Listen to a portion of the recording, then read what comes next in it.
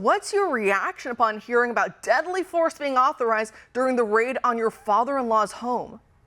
I mean, it's really mind-boggling to, you kind of laid it all out. You would expect some sort of a response like this to, I don't know, a drug lord or a gang leader of some variety. But here you have a former president of the United States at his private residence with Secret Service protection and who had been cooperating very easily with the people who had been asking for information. And so the idea that they needed to use deadly force is really shocking. What's even more shocking is that Merrick Garland himself said that he approved this raid, and we know to whom Merrick Garland reports. It's to Joe Biden. So the idea that Joe Biden was utilizing the FBI and the potential for deadly force against his #1 political opponent in Donald Trump in this situation should terrify everyone. This is Banana Republic type stuff.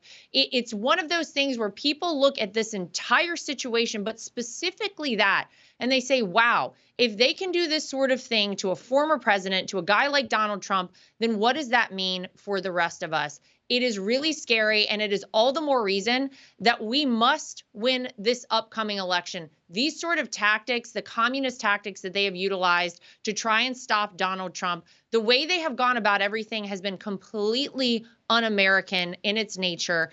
And we must win this election, because if they are successful in utilizing these tactics and techniques, then we will not have the same country left on the other side of it.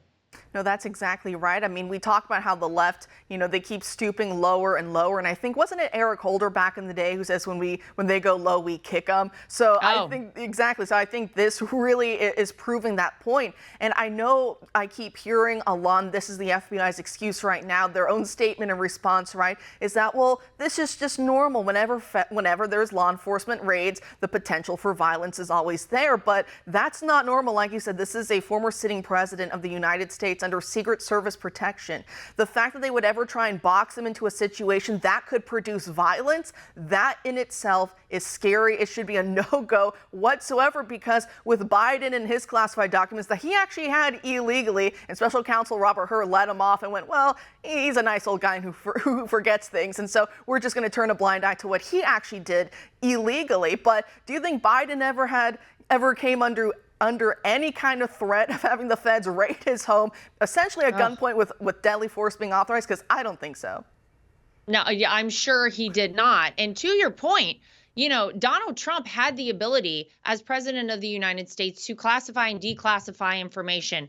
This was completely legitimate that he had these documents in question. Joe Biden, on the other hand, had a whole host of documents stashed in his garage by the Corvette that he took while he was a senator and vice president. You do not have the ability to declassify anything in those positions. So it is so amazing to see the difference in handling of both of these two situations. And yeah, the fact that Joe Biden, they just completely turned the other way and didn't think a thing about it, because he's just kind of a forgetful old guy. And we think he was, well-mannered and good-hearted in this whole thing. Are you kidding me? This is the president of the United States. This is not a great situation for anyone. He's the leader of the free world. He's our commander in chief. And we have people telling us that he was literally too senile for them to charge him with anything. Wow, we are in a huge issue here in the United States of America.